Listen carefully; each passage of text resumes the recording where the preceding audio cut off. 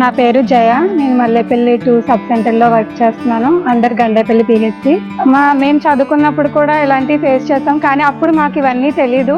So ఇప్పుడు మీరు ఇవన్నీ మాకు తెలియచేయడం ద్వారా మేము ఎడ్యుకేట్ అవుతున్నాము. అలాగే ఇప్పుడు మాలాగా ఎవరు సఫర్ అవ్వకుండా మేము కూడా చెప్పాలనుకుంటున్నాము. మేము కూడా గుడ్ టచ్ బ్యాడ్ టచ్ ఇలాగే యూజ్ చేసి చెప్పేవాళ్ళం స్కూల్కి వెళ్ళినప్పుడు, కానీ అది సేఫ్ అన్సేఫ్ అని ఈ రోజే మీరు చెప్పడం వల్లే తెలుసుకున్నాము. అలాగే ఇన్ని యాక్ట్స్ ఉన్నాయి, ఎంత సపోర్ట్ చేయొచ్చు అంటే ఎవరన్నా మనం చూసి అరే ఏం చేయలేకపోతున్నామే అని చెప్పి వదిలేస్తూ ఉంటాము, కానీ అలా కాకుండా మనకి చెప్పడానికి ఒక వే ఉంది అని చెప్పి మీరు మాకు తెలియజేశారు.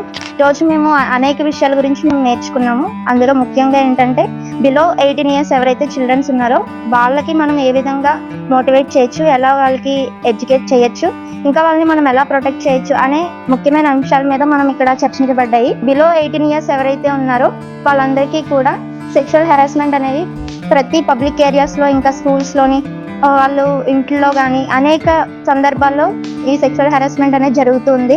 వాటిని మనం ఎలా ప్రొటెక్ట్ చేసుకోవాలి, మనం వాటి నుంచి ఎలా తప్పించుకోవాలి, పెద్దవాళ్ళకి ఎలాగ మనం చెప్పాలి.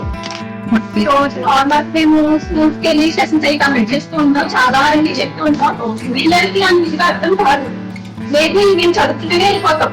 ఒక సెషన్స్ అన్ని కంప్లీట్ చేస్తాం, ఒక్కొక్క చదివేసి బొమ్మలు చూపించి అది చెప్తుంటాం.